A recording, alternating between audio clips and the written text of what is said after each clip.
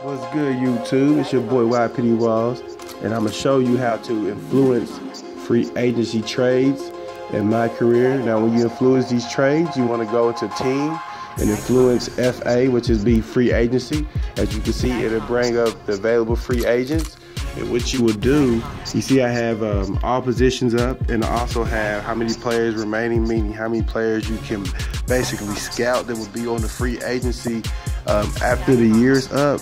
So when you scroll through, you figure out what you want on your team. If you're a shooter and you want a better point guard with Dimer and to help you out, to help you with your shooting, you know, you can always click the R3 button, you know, on PS4 and scroll through their attributes to see what badges that they have. But what this basically does, this allows you to kind of build your team.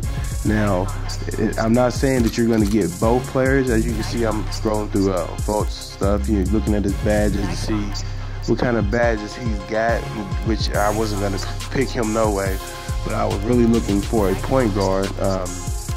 So I'm gonna go to Lonzo Ball, and I'm gonna check out Lonzo Ball's stuff here in a minute in the video clip you'll see. But I'm just scrolling through to see who's all on the free agency to better build my team. And you know, I'm mainly looking for big men for my team. You know, I'm not really looking for a lot of guards, maybe one guard, but not a lot of guards. But basically, when you do this, this gives you the opportunity to pick up new players after in the off season. When the season's over, I know you won't get both players. There's a possibility you can get both players. Here's the Lonzo Ball I was talking about. He got Hall of Fame diamond, so I'm gonna click on him to help me out shooting. But you won't get both players. There's a possibility you can get both players, but more than likely they will give you one player once you, depending on the cap space you have for your team and all of that, and if you can afford their contract and stuff like that. Because if you get a player that wants to sign, like Anthony Davis wants to sign for $27 million for 1 year, then that's gonna force my GM to release some of the players that we already have on my team. Like last year, whenever I picked up, I had Whiteside and somebody else, and they gave me 3 last year. So I had Whiteside clicked, I had Love clicked, and LeBron. So basically it gave me all 3 of those. Of course, LeBron and Love was already on the Cavs, so they just basically re-signed them to a contract. They re-signed them to a contract and added Whiteside.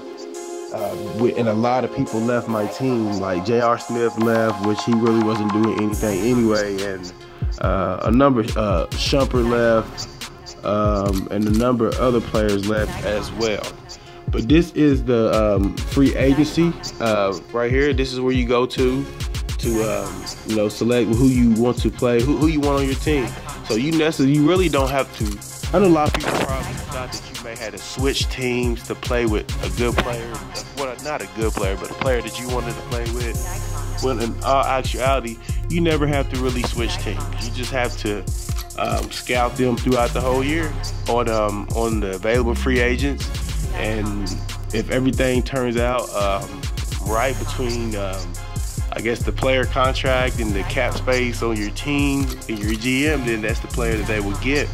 And it kind of allows you this option allows you to control your team. You know, I dropped a video the other day about the minutes and how you can adjust the minutes of your starters, and you can pick and choose who you want to start on your team. As you can see in the clip, like I said, I'm just scrolling through, just checking out a bunch of people's names. I noticed I have like 3 people from my team on the free agency.